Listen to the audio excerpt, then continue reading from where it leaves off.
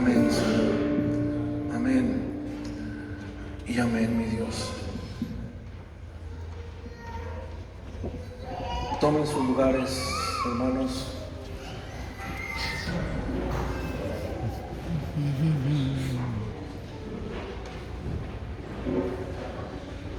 Gracias, chicos.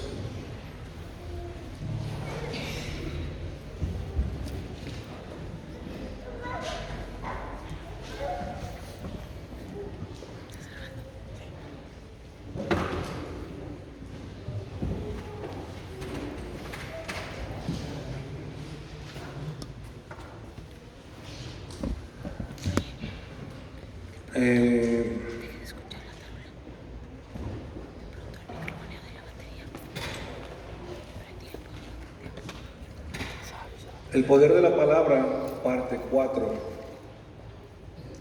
Y como un pequeño subtítulo es cuando estas, o sea, las palabras, cuando estas traen juicio o salvación. Oremos a Dios. Padre, en esta hora en que te hemos adorado, Señor, en que hemos dado un paso de fe creyendo que tú puedes hacer posibles todas las cosas, te damos gracias. Padre, te hemos dado palmas en esta hora, hemos alabado, hemos proclamado tu santo nombre. Y ahora yo te ruego, Señor, como siervo y pastor de esta iglesia, que uses mi vida como un vaso de barro en tus manos, para que a través de ella tú hables a tu iglesia aquí presente. Señor, danos a todos nosotros un espíritu humilde y de mansedumbre. Danos un corazón sensible a tu voz en esta hora. Que tu palabra, Señor, venga a ser medicina para nuestras vidas, para nuestro espíritu. Ayúdanos a entender y a comprenderla.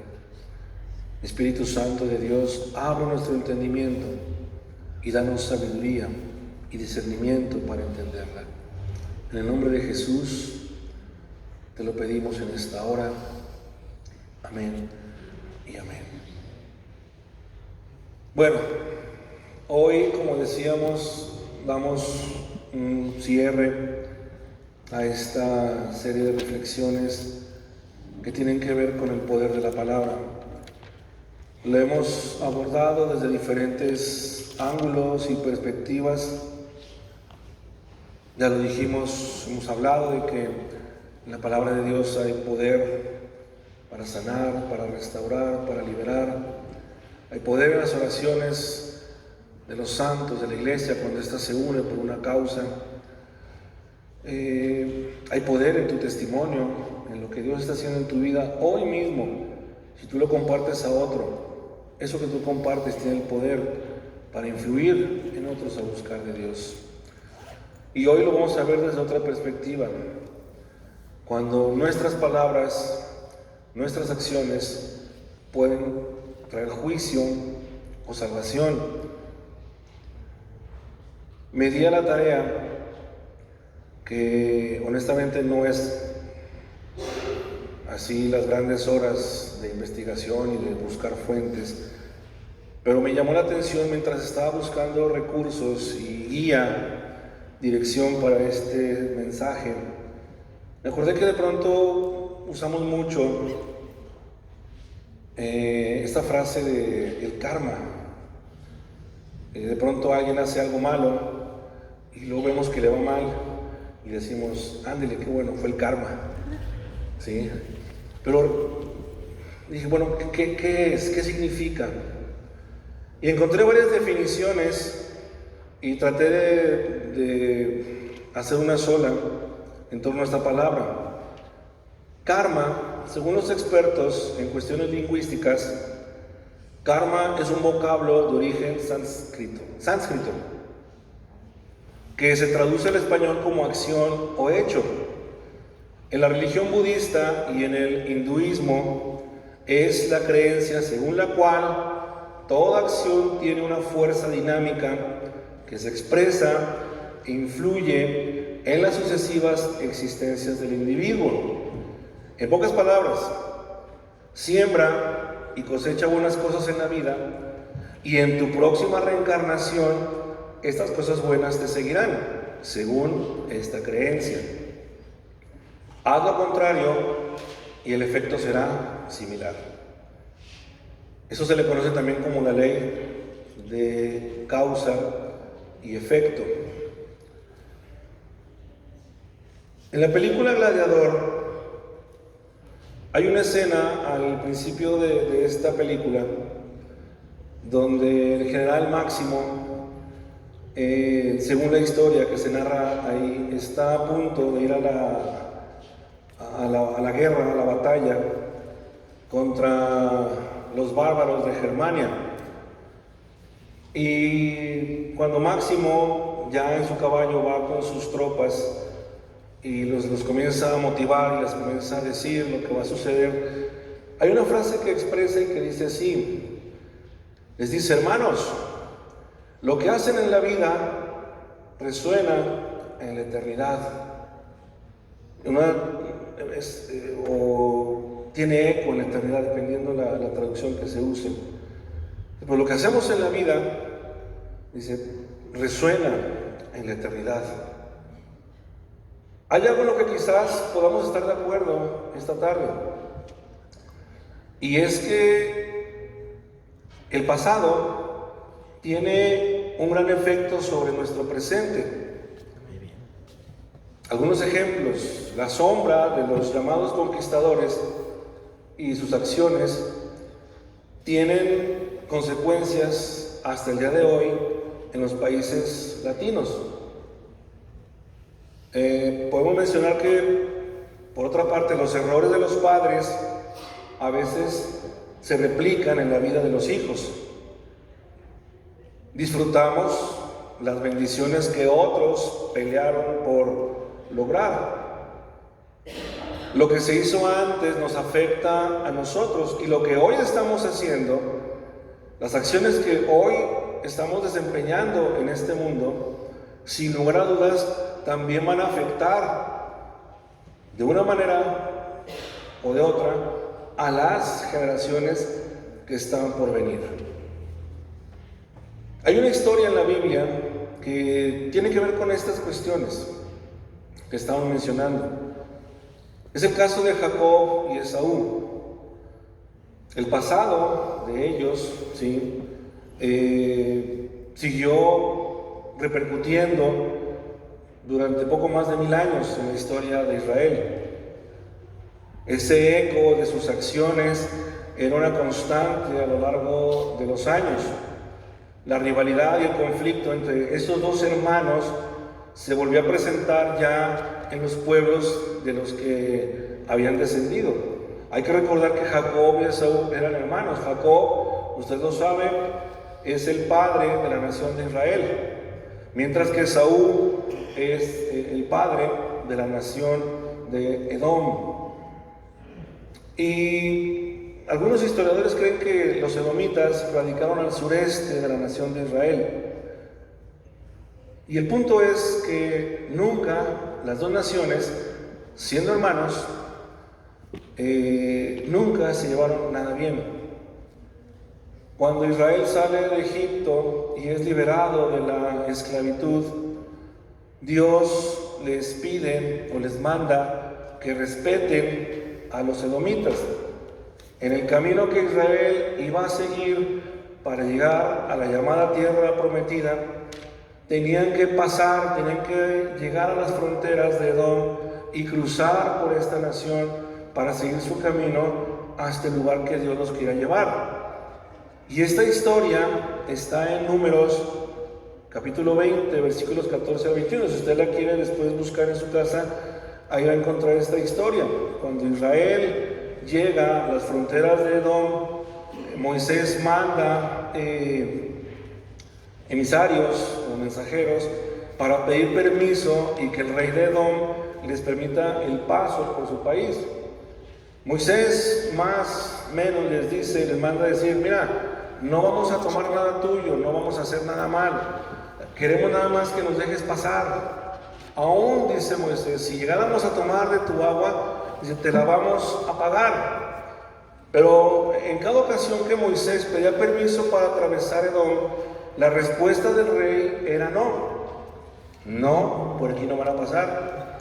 En otra ocasión les dijo no, y ni siquiera intenten hacerlo, porque si lo hacen, voy a salir con mi ejército y los voy a atacar.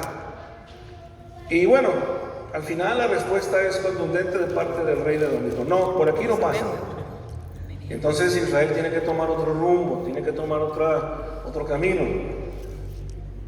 Eso está en Números 20.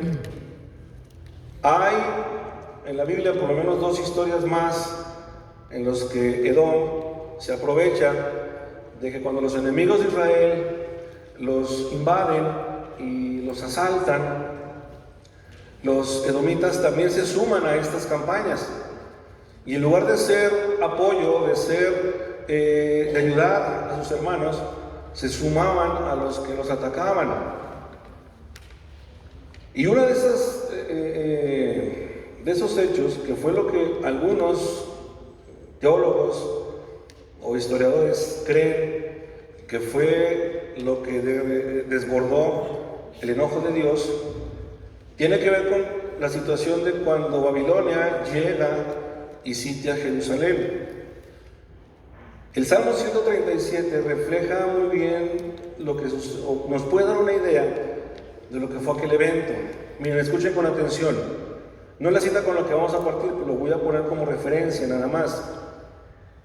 El Salmo 137 dice lo siguiente: junto a los ríos de Babilonia nos sentábamos y llorábamos al acordarnos de Sión. En los álamos que había en la ciudad colgábamos nuestras arpas. Allí los que nos tenían cautivos nos pedían que entonáramos canciones. Nuestros opresores nos pedían estar alegres. Nos decían, cántenos un cántico de Sión. ¿Cómo cantar las canciones del Señor en una tierra extraña? ¡Ay, Jerusalén, Jerusalén! Si llegara yo a olvidarte, que la mano derecha se me seque.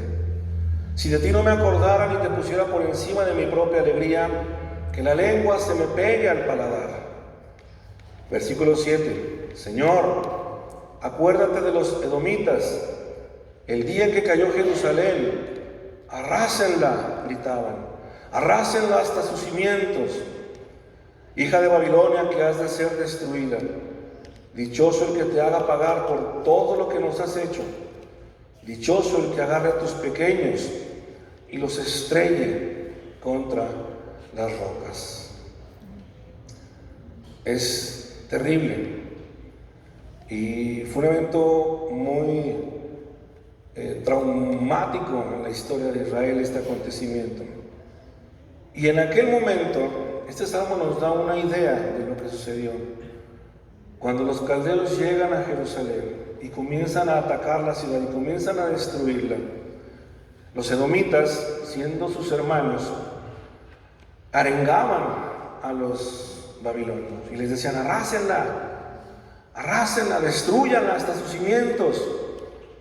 Y había habitantes de Edom, que los israelitas, en su desesperación por salir de aquella situación tan adversa, y al ir corriendo las brechas y los caminos, los edomitas también los asesinaban, aprovechaban y los mataban, y a los que no, los capturaban y los regresaban a los caldeos. Y ese hecho terrible fue el que hizo que Dios emitiera un juicio sobre Edom. A causa de su comportamiento de Edom, Dios levantó a un profeta llamado Abdías para que éste pronunciara un juicio sobre los edomitas por su maldad y por su injusticia. Abran sus Biblias en el libro del profeta Abdías y vamos a leer el capítulo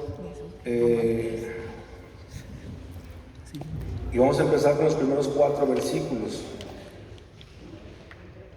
Abdías nada más tiene un solo capítulo, así que es un libro, es el más pequeñito del Antiguo Testamento. Y ahí lo encuentra enseguida, despuesito de Génesis y antes de Apocalipsis, ahí está. Gracias. De pronto son libros que no estamos muy acostumbrados y ¿dónde está Abdías? Ahí están. Antes de Apocalipsis lo va a encontrar. Abdías.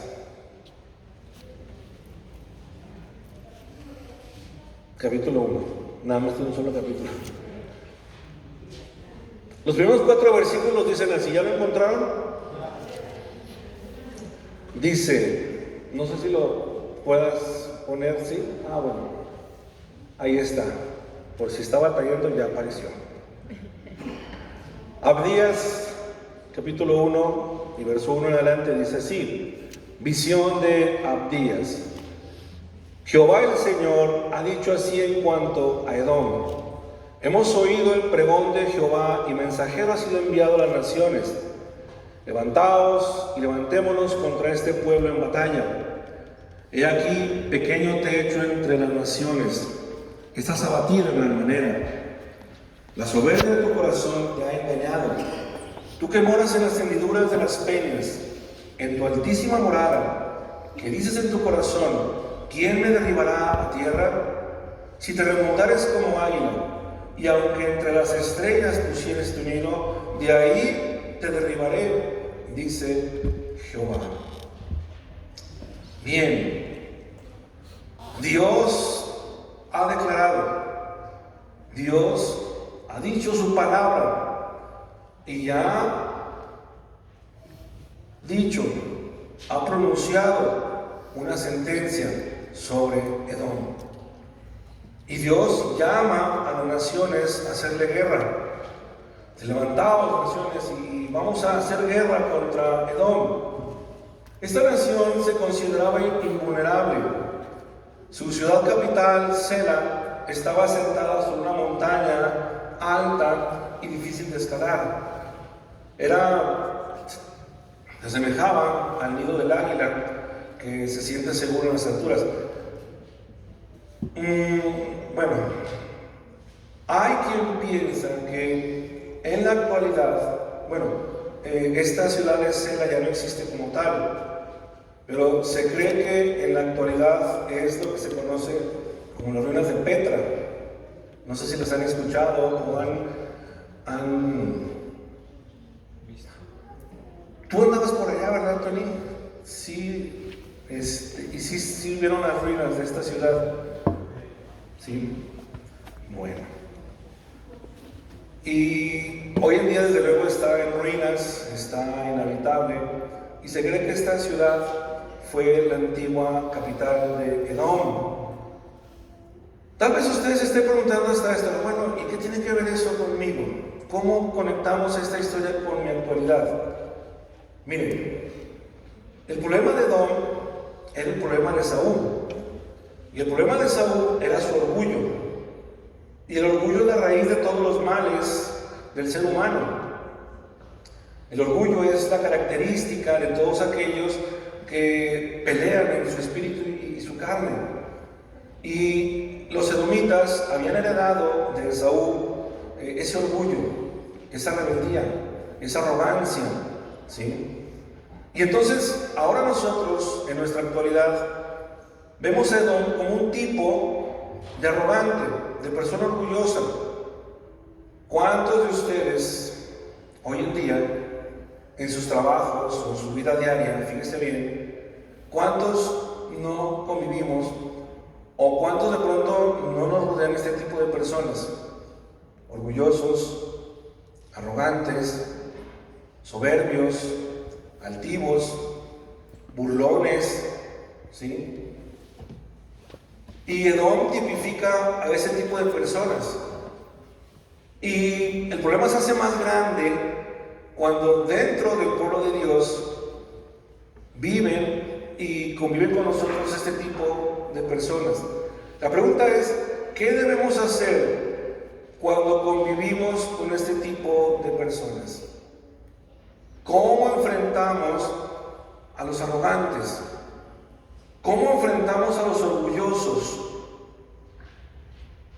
Los vemos que se burlan, los vemos que hacen violencia, y luego hay algo que todavía nos sacude más. Los vemos que prosperan. ¿O no se ha fijado en esto? De pronto los que son más orgullosos, los que son más feos, son como que a los que mejor les va. ¿Sí o no? Y luego viene el conflicto con nosotros. Bueno, ¿yo qué, verdad? Pues si yo me esfuerzo en hacer lo bueno y me va mal, y los que hacen lo malo les va bien, o sea, ¿cómo? Y Edom tipifica ese tipo de personas, y no quiero que pierdas de vista esto. Dice la lectura que leímos en un momento, dice, ¿quién me derribará a tierra? Es una pregunta que Edom se hace a sí mismo. ¿Quién me derribará a tierra? Y Dios le contesta, si te remontares como águila, y aunque entre las estrellas pusieres tu nido, de ahí te derribaré, dice Jehová. Y no puedo escapar al pensamiento de lo que recién pasó esta semana con la captura en España de esta persona llamada Emilio Lozoya. Sí lo han visto, han visto las noticias. Fui director de Pemex en el sexenio pasado y se le atribuye un montón de cosas malas y todo. Pero hubo algo que yo creo que aguijoneó el orgullo del actual gobierno, porque la defensa de este señor Lozoya, en una exclamación de arrogancia y de burla, dijo la defensa, ni lo van a hallar, ni lo busquen, nunca lo van a encontrar. Y ándale, lo hallaron, lo encontraron, lo aprendieron y ahorita está detenido. ¿Quién me derribará a tierra? Dice Edom. Y es cuando el orgulloso dice, ¿quién me podrá hacer algo? ¿Quién? ¿Tú, pequeño cristianillo, miedoso, temeroso? Y se levanta el orgulloso delante de ti y dice, ¿quién me podrá hacer algo? Pero Dios, hermanos, les dice a los orgullosos y a los arrogantes, aunque hagas tu nido en las estrellas, de ahí te voy a derribar. Y aquí tenemos el caso de un hombre que dice, nadie puede tocarme. ¿Quién se va a meter conmigo? Yo he trazado mis planes y puedo ir adelante con lo que yo quiero y con lo que me ha propuesto. Es la persona que deja de lado a Dios en su vida y confía en sí mismo, confía en sus recursos, confía en su poder, confía en su influencia y dice, yo puedo salir adelante, yo lo voy a hacer y no necesito de Dios y yo puedo, y sigue adelante. Abdías nos demuestra lo que Dios piensa de tales personas y de tales naciones. Nos muestra también el destino que les espera.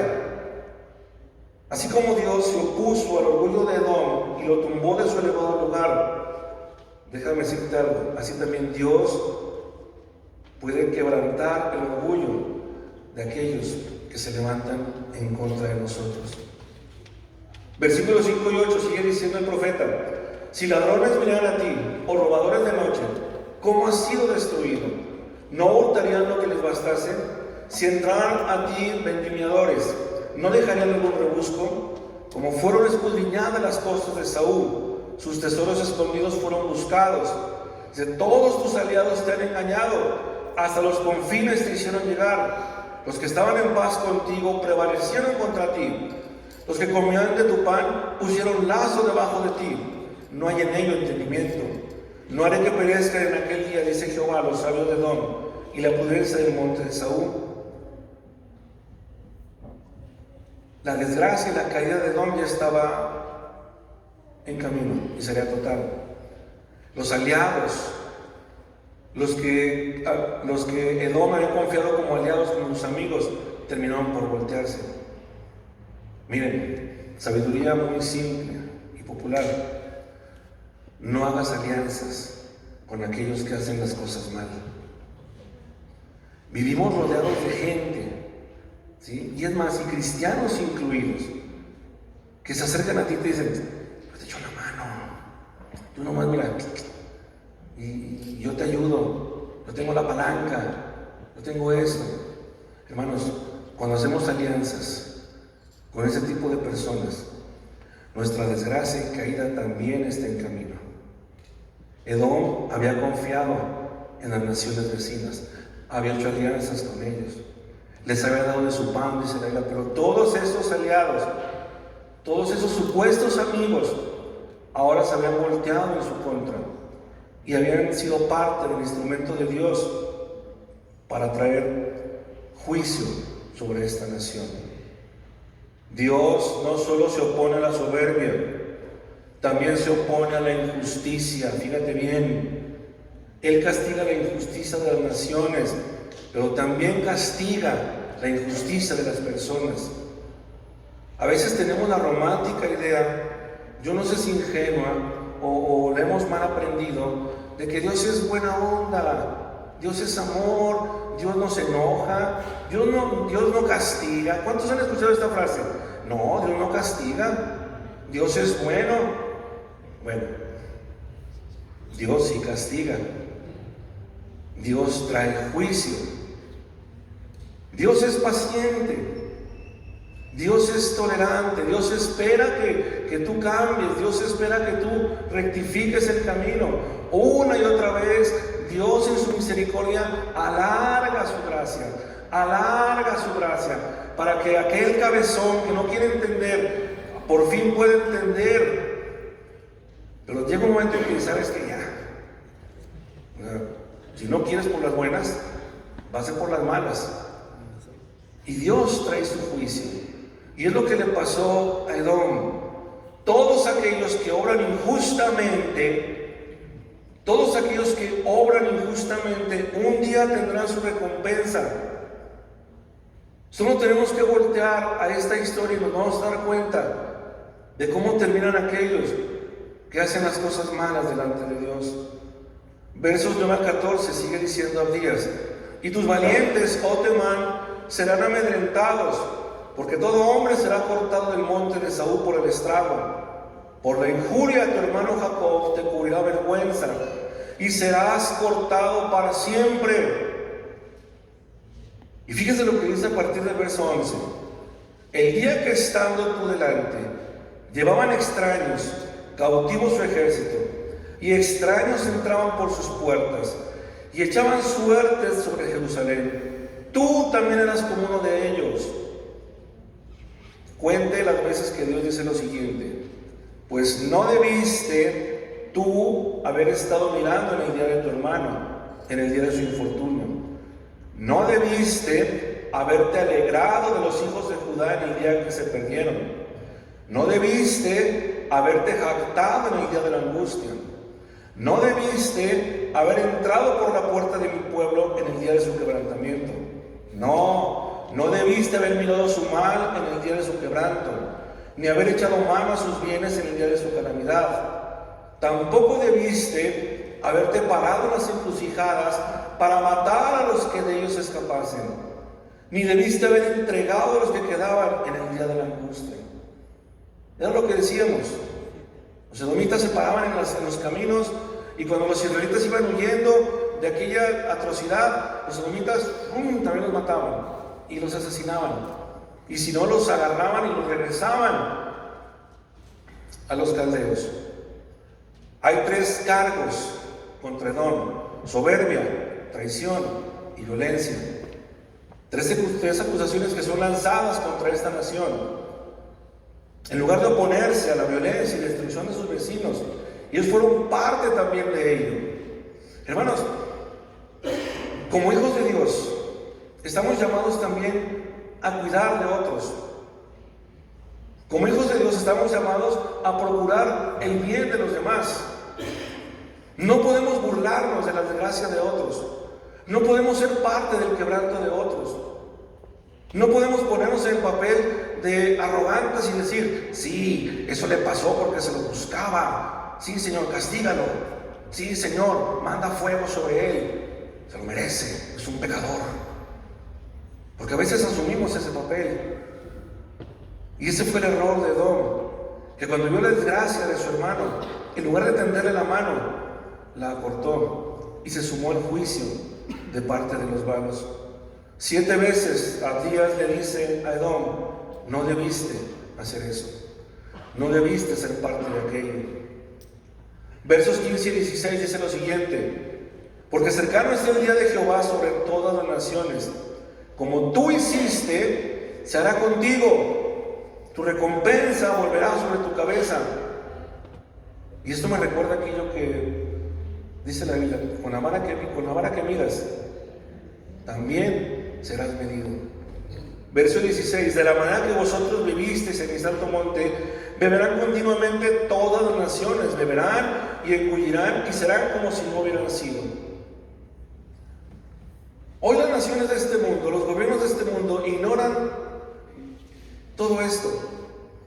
Ellos siguen haciendo sus agendas políticas, ellos siguen promoviendo sus leyes, ellos siguen haciendo la maldad, ellos siguen abusando de los países pobres, pero ignoran que hubo una nación llamada Edom, que por su rebeldía Dios la destruyó. Ignoran la historia de una Babilonia, de una Asiria, de un imperio como el romano, que en su día y en su tiempo fueron grandes, pero Dios, en su altivez y por su altivez, Dios los destruyó. Versos 17 al 21. Y es la última parte, con esto voy concluyendo. Dice el profeta Abdías, dice: mas en el monte de Sión habrá un remanente que se salve y será santo, y la casa de Jacob recuperará sus posesiones. La casa de Jacob será fuego, y la casa de José será llama, y la casa de Esaú estopa, y los quemarán y los consumirán, ni aun resto quedará de la casa de Esaú, porque Jehová lo ha dicho. Y los del Negev poseerán el monte de Esaú, y los de Cefala, los filisteos, poseerán también los campos de Efraín y los campos de Samaria, y Benjamín a Galad, y los cautivos de este ejército de los hijos de Israel poseerán lo de los cananeos hasta Sarepta, y los cautivos de Jerusalén que están en Zafar poseerán las ciudades del Negev, y subirán salvadores al monte de Sión para juzgar al monte de Esaú, y el reino será de Jehová. Y es una profecía que está dada en 2 dimensiones. Es una profecía que desde luego se refiere al futuro inmediato de Israel. Después del cautiverio, Israel va a ser restituido, va a ser restaurado. Y desde luego la otra parte de la profecía está dada para nosotros. Y habla de aquel día, de aquel momento. Dice el versículo 17: mas en el monte de Sión habrá un remanente que se salve. ¿Y qué dice? Y será santo. Bien. ¿Cómo aplicar? Fíjese bien. ¿Cómo aplicar la experiencia de Edom a nuestra actualidad? ¿Cómo podemos conectar esta historia con lo que ahora estamos haciendo? Hace un momento hice un par de preguntas. Les dije, ¿qué hacer cuando convivimos con este tipo de personas? Ya vimos que Edom tipifica también a una persona que es arrogante, que es orgullosa, que se burla, que hace el mal. ¿Qué hacer cuando tú y yo convivimos con este tipo de personas? ¿Debemos actuar igual que ellos? ¿O ustedes creen que es mejor dejar en manos de Dios ese asunto? Aquí viene la parte dura de esta reflexión. Como cristianos, fíjese bien, como cristianos debemos estar plenamente conscientes de que todos los días caminamos sobre un piso muy frágil. Debemos estar conscientes de que vivimos en vitrinas de vidrio muy frágil.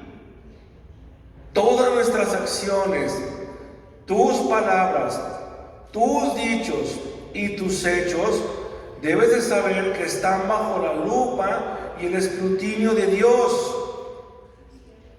Todos los días, si todos los días nos topamos o convivimos con un edomita, ¿qué debemos hacer?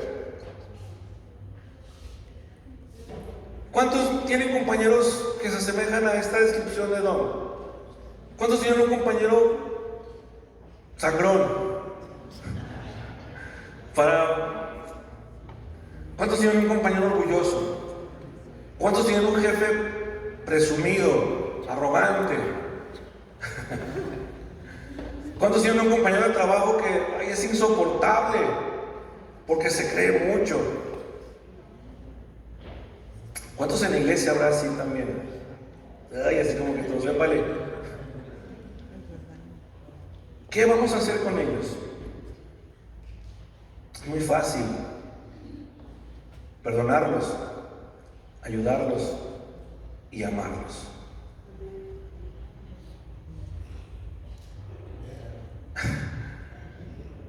Ay, no sé por qué se ríen.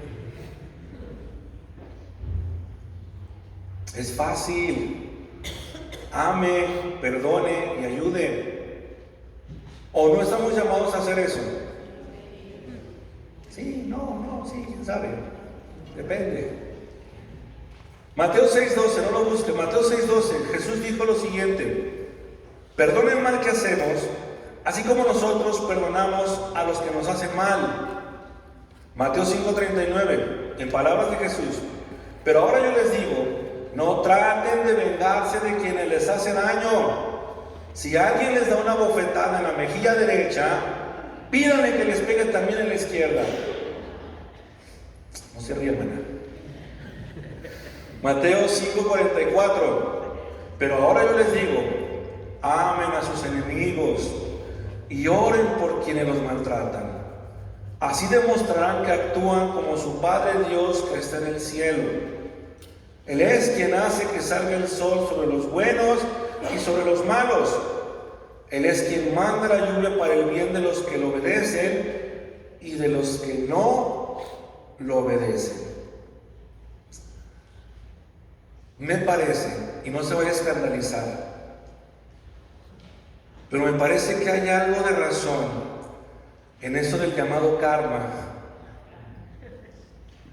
Sí, porque las malas obras de Edom al final se volvieron en su contra. Y vaya de qué forma. Sus palabras se volvieron en su contra, fueron su condenación. Cuando decían, arrásenla hasta sus cimientos. Esas palabras trajeron condenación a esta nación. Y hasta la fecha, ese acto sigue teniendo eco en la eternidad. Por su palabra, Dios trajo juicio sobre esta nación. Fíjate bien lo que te voy a decir y con esto termino. No nos corresponde emitir juicio alguno en contra de quienes nos ofenden o agreden. Ese no es tu papel, hermano. A ti no te corresponde emitir un juicio.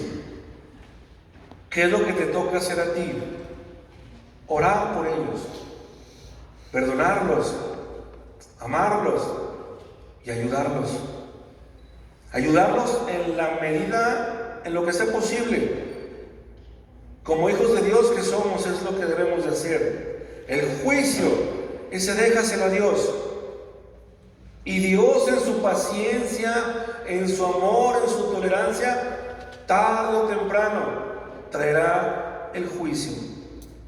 Pero también la buena noticia es que Dios, en su amor, en su misericordia para este mundo arrogante, cruel, burlón, le ha dado la vacuna para que pueda ser libre de ese pecado. Y esa vacuna se llama Jesucristo. En la cruz,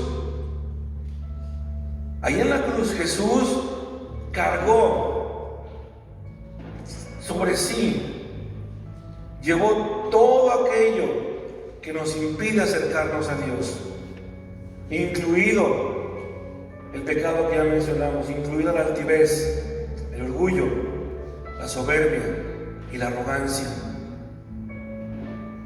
Miren, hace algunas semanas, en la clase de escuela dominical, teníamos un intercambio de ideas y nuestro hermano doctor Raimundo, que esta semana cumplió años, por cierto, no se va sin felicitarlo, externó algo que me llamó mucho la atención. Hablábamos de cuán delicado es nuestro comportamiento